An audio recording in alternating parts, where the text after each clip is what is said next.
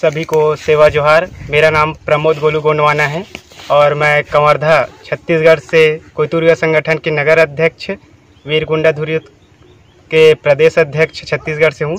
मैं अपने समुदाय को आज इस पावन अवसर सर्व आदिवासी समाज इंडिजिनस डे का सभी को बहुत बहुत बधाई और शुभकामनाएं।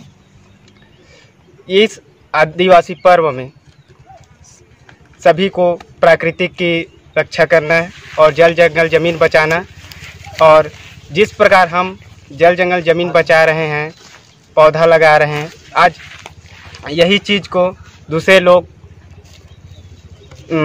धड़ल्ले से काट रहे हैं, जंगल तोड़ रहे हैं, जंगल पहाड़, इस सभी को हमारे मूल निवासी समुदाय को बचाना है।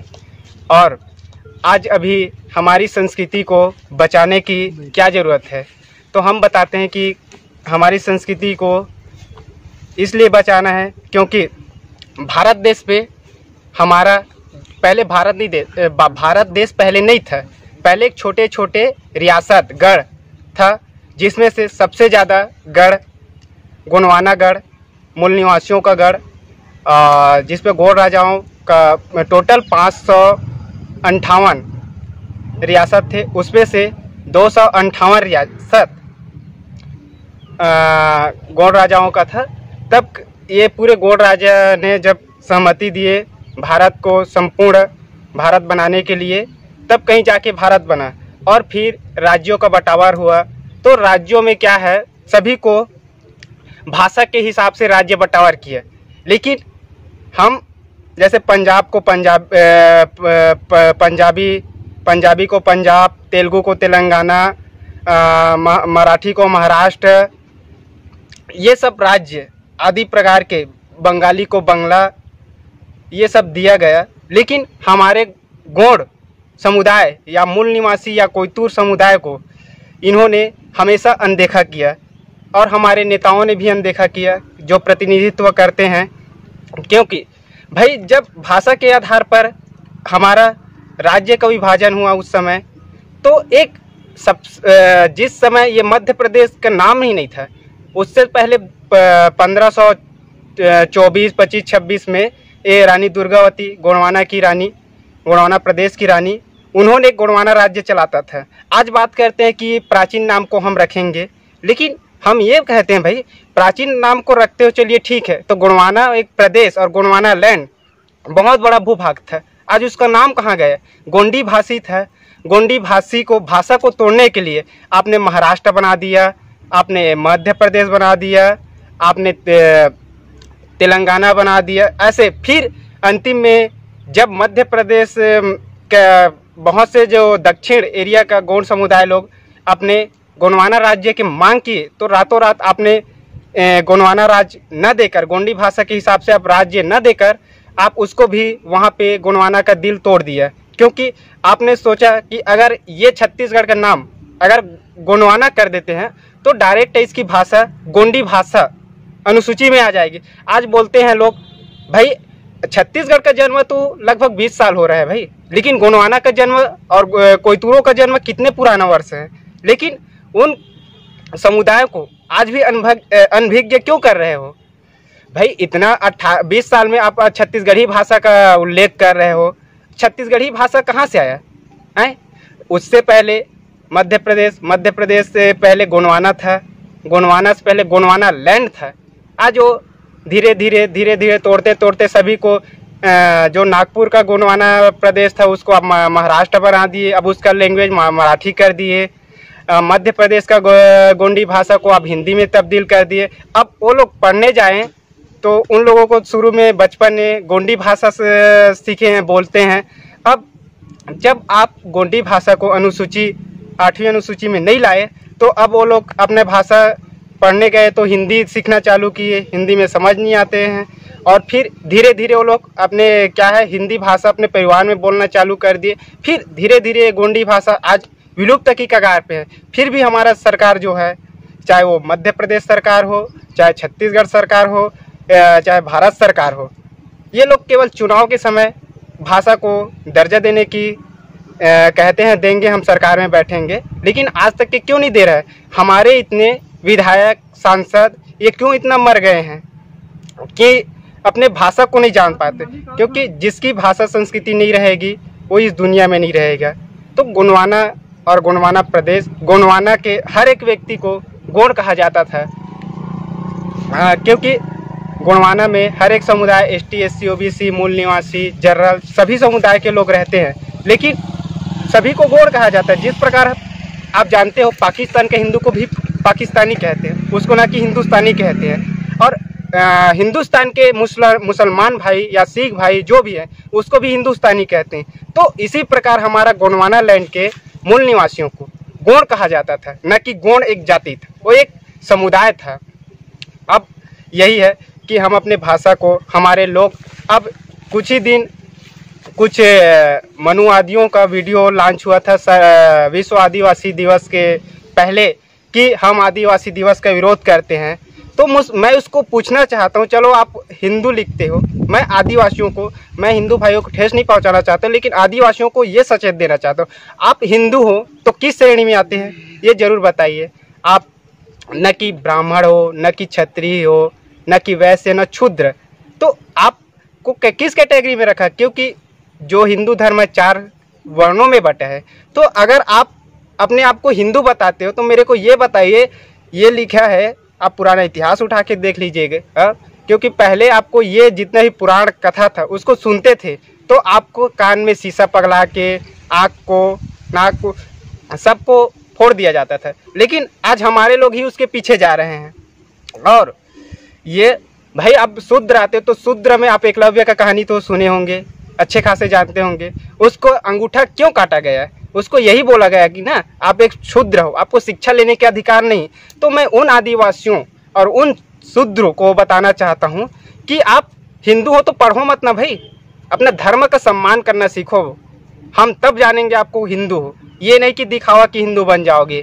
हम हिंदू भाइयों का सम्मान करते हैं, हमारे भी हिंदू फ्रेंड हैं अच्छे अच्छे, लेकिन आप वही बोल रहा हूँ ना, आप हिंदू के वर्ण अगर 4 में आते हो तो आप क्षुद्र हो। आप किसी भी आप अपने पुराण में देख लेना, क्षुद्रों का शिक्षा का अलाउ नहीं है। तो आप इतना बड़े हिंदू भक्त बनते हो, चलो ठीक है हिंदू बनो, लेकिन आप अपना धर्म ग्रंथ का तो सम्मान करना सीख जाओ, ये मान लूँ। क्योंकि भाई शूद्रों को पढ़ने का इजाज़त नहीं है तो आज क्यों पढ़ रहे हो? और क्यों ये अपने आप को गर्व की बात बोल रहे हैं कि मैं हिंदू हूँ? भाई शूद्र हो तो आप पढ़ना छोड़ो, फिर अपना धर्म ग्रंथ का इज्जत करना सीख जाओगे, तब हम मानेंगे आपको सही रियल हिंदू हो। नहीं कि क्षुद्र बने हो, एक तरफ आप अपने कथा पुराण को बोलते हो कि उसी में लिखाया है कि क्षुद्रों को शिक्षा का अलाउ नहीं है, एकलव्य। और जैसे कि हमारे, अब मैं बोलना चाहूँगा कुछ हमारे राष्ट्रीय अध्यक्ष गौड़ महासभा का, तो ये बोलना चाहता हूँ कि आप तो गौड़ महासभा का अध्यक्ष बना देते हो किसी को भी, तो क्या वो कोई अच्छे समाज सेवक या कोई अच्छे जानकार समाज सेवक राष्ट्रीय अध्यक्ष नहीं बन सकते हैं? केवल आप टिकट लेने के लिए, और वो भी आईएएस आईपीएस को ही क्यों समाज का लीडर बनाया जाता है? जो इतना दिन, इतना वर्षों से कलेक्टर रहने के बाद, बड़े बड़े अधिकारी रहने के बाद समाज का कभी किसी बच्चे को नौकरी लगाए होंगे तो बताइए, लिख के दीजिए कितने लोग को नौकरी लगाए हो अपने शासनकाल में। फिर अब उसके बाद अब रिटायर होने के बाद समाज सेवा का ढोंग करते हो, ये कहाँ की समाज सेवा है? अब बोलते हो कि आप जिस समय सत्ता नहीं आया था, आप बोलते कि बस्तर 5वीं अनुसूची है, 5वीं अनुसूची में तो किसी भी मंदिर, मस्जिद, चर्च की अलाउ नहीं है। वहाँ पे केवल आपको वहाँ की रूढ़ी प्रथा, वहाँ की आदिवासी मतलब वहाँ की जितने भी हमारे एसटी, एससी, ओबीसी भाई जो मानते आ रहे हैं, वो तो आज से 50 साल पहले आप वहाँ तो रामायण को नहीं जानते थे, तो आज आप कैसे बोल सकते हो कि वहाँ से राम गया था? और ये बात बोल दूँ, आप आदिवासी को हमेशा क्या बोलते हैं? वनवासी। वनवास हमारे पूर्वजों को नहीं हुआ था, वनवास किसे हुआ था आपको पता है? 14 वर्ष का। आप अच्छे खासे समझदार हो। वनवास हुआ है उसे वनवासी बोलते हैं, जो चोर किए उसे, जो चोरी की उसे चोर बोलते हैं। इसी प्रकार जो वनवास मिला है उसे वनवासी कहते हैं। तो हमारे लोग तो यहाँ के रहने वाले हैं, तो वनवासी कैसे होंगे? हम तो यहाँ के मूल निवासी हैं, मूल निवासी कोयतुर गोंडवाना वासी हैं। एक मैं कविता लिख रहा हूँ, कुछ दिन में रिलीज हो जाएगा, गोंड नहीं हम गोंडवाना वासी है, भारत के मूल निवासी हूँ। कुछ दिन के बाद ये मेरा कविता प्रकाशित होने वाला है। तो मैं गोंड नहीं हूँ लेकिन गोंडवाना वासी हूँ। कहने का मतलब ये है कि हम ST SC OBC गोंड हैं, गोंड नहीं गोंडवाना वासी हैं। गोंड एक जाति का आ जाता है, इसलिए मैं बोल रहा हूँ कि मैं गोंड नहीं हूँ, गोंडवाना वासी हूँ और भारत का मूल निवासी हूँ। तो यही बताता है। अब शिशुपाल सोरी बोल रहे थे संविधान के तहत कि उस समय राष्ट्रीय अध्यक्ष बना दिए, तो आप बताइए भाई, राष्ट्रीय अध्यक्ष बनने के बाद आप लगभग आपका इस्तीफा में देखा हूँ मैं 2009 से आप कर रहे थे, तो इतने आप 9 से आज लगभग 11 साल हो रहे हैं आपको राष्ट्रीय अध्यक्ष बने हुए। तो आप यूपी का सोनभद्र कांड में वहाँ जाके क्या मुंह काला करने गए थे कि वहाँ के गोंड, जब 11 गोंडों को खुलेआम गोलियों से मार दिया गया, तो वहाँ आप क्यों एक्शन नहीं लिए, क्यों विधानसभा में नहीं उठे? तो फिर राष्ट्रीय अध्यक्ष बनने की नाटक चुतियापापन क्या है?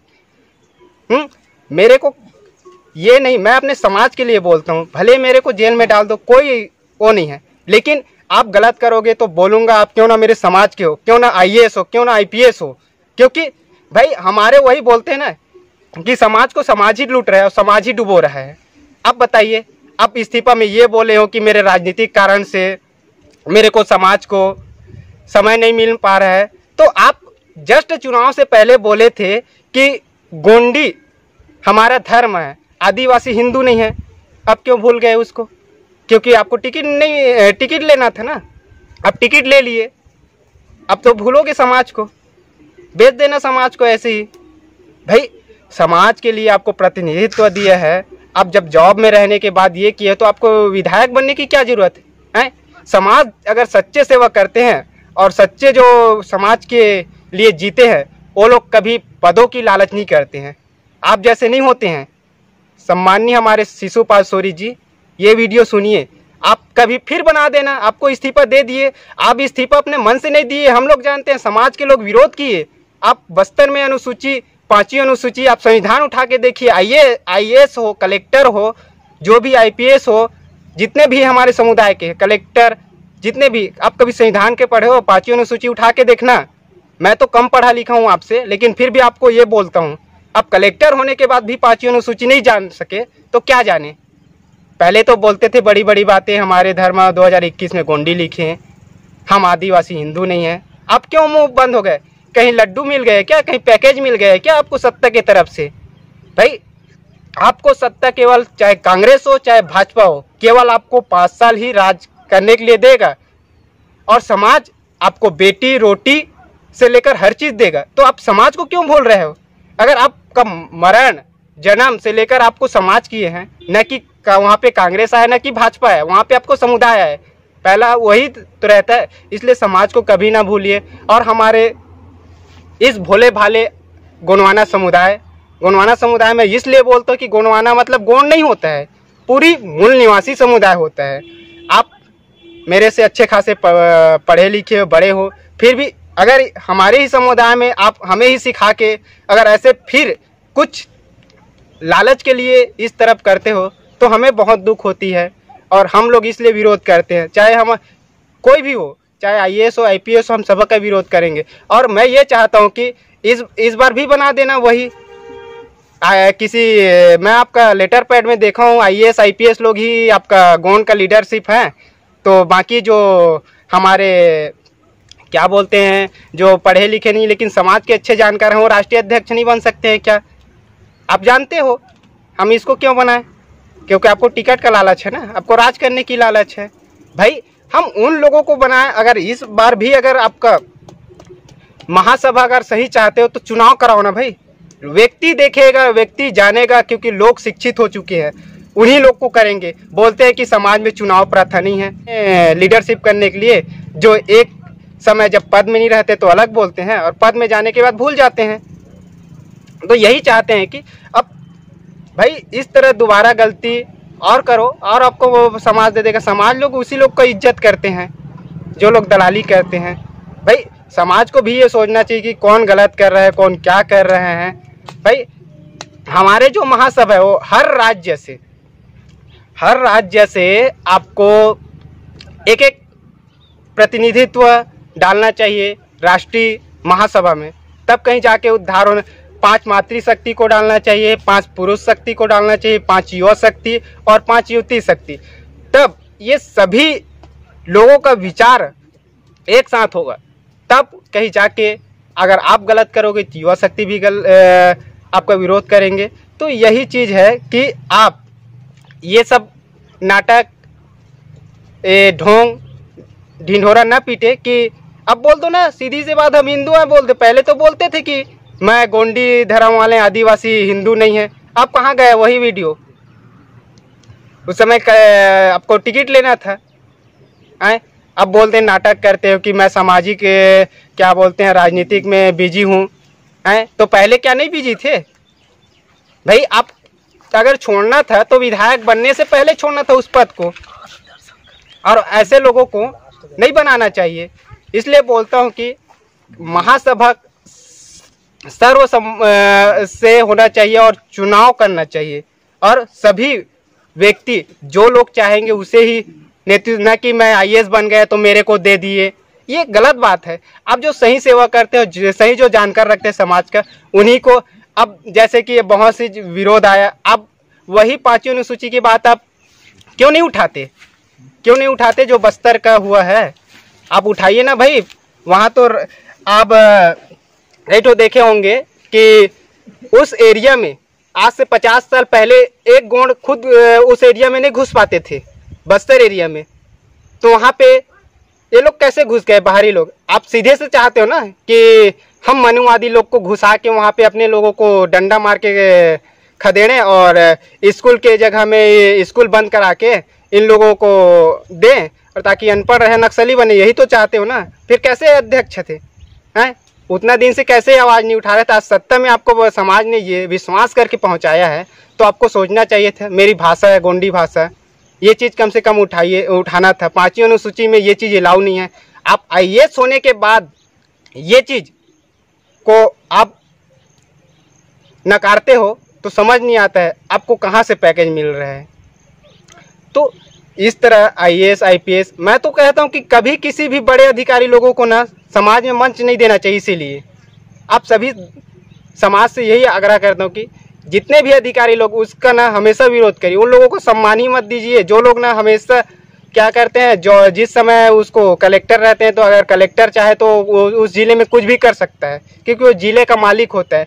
तो उस समय आप लोगों को सुधार नहीं पाए यही लोग हैं। जैसे अभी कई लोग सांसद हुए हैं, आजकल वही लोग पार्टी बना के बोलते हैं। अब मैं इसमें नाम नहीं ले रहा हूँ, अब समझ जाइएगा। क्योंकि देखिए सांसद, अब वो सांसद साले माफ़ी चाहूँगा कुछ निकल गया होगा, तो सांसद बनने के बाद अब उस दिन अब विधानसभा में लोकसभा में नहीं उठाए, तो अब बोलते हैं कि अब मेरे को जिताओ तो उठाऊंगा। तो ये क्या है, क्या रणनीति है? आप पार्टी के लात मारते हैं तो आप समाज की तरफ आते हो, और समाज आपको यकीन करके जिताते हो तो समाज को लात मारते हो। तो ये आपकी नीति हमें समझ नहीं आती। और इस तरह हमारे समाज आजकल जागृत हो रहे हैं। आपको, आप कलेक्टर रहो चाहे विधायक रहो, आपको मुंह तोड़ जवाब देने के लिए हमारे समाज, गोंडवाना समाज पूरी खड़ी है। अब ये हमारी छत्तीसगढ़ में 29 आरक्षित सीट में से आप एक का भी मुंह नहीं खुल पाता है क्या? जो सत्ता ने 15 साल राज करने के बाद वहाँ पे ये गमन का निर्माण नहीं करा पाए, आप लोग उस गमन का क्यों निर्माण करा रहे हो? जो लोग एक धर्म का कट्टरता मानते थे अपने आप को पार्टी में, आज वो लोग खुद नहीं किए। लेकिन आप वही तो बोलते हैं, एक पहलू दो पहलू, भाई माँ बाप की रिश्ता निभाने वाला। तो हम सभी धर्मों का सम्मान करते हैं, लेकिन हमारा अगर समुदाय का शोषण होगा तो हम जरूर विरोध करेंगे वहाँ पे, चाहे आप कलेक्टर हो या राष्ट्रीय अध्यक्ष क्यों ना हो। इसलिए, और ये आप ये मंदिर का पूजा करके या फिर भूमि पूजन करके हमें आदिवासी में लड़ाना चाहते हो क्या?